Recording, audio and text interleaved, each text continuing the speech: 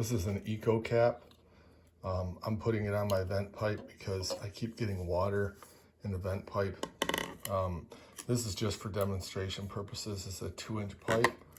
This works on, I think, 3 different sizes. It works on a 1.5 inch, 2-inch, and 3-inch pipe.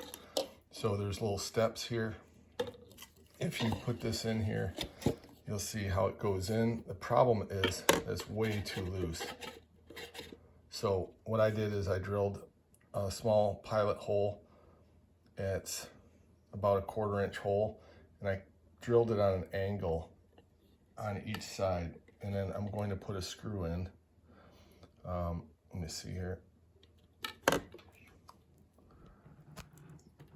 This is a stainless steel screw with a pan head, and the reason you have to go on an angle is so you can get a screwdriver in there, because these are flush. And so if you can get that screw in there like this, and I would just tighten it down, I would not use a drill. And then what you can do is screw this in, and there's going to be one on each side. And what that will do is just hold it up against the pipe so it doesn't come off. And you'll do one on both sides, and that should secure it.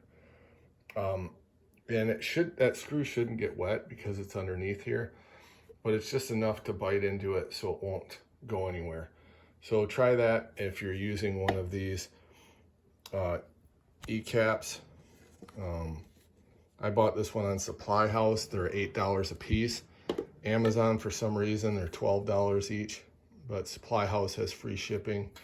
So I bought one from there. Actually, I bought 3 of them for the 3 different pipes I have. And again, this is just a 1-inch screw, which should be enough. The other option is you could drill from here through this one, but you would need an 1 3/4 screw. But this works just fine, and you won't see it. So there it is.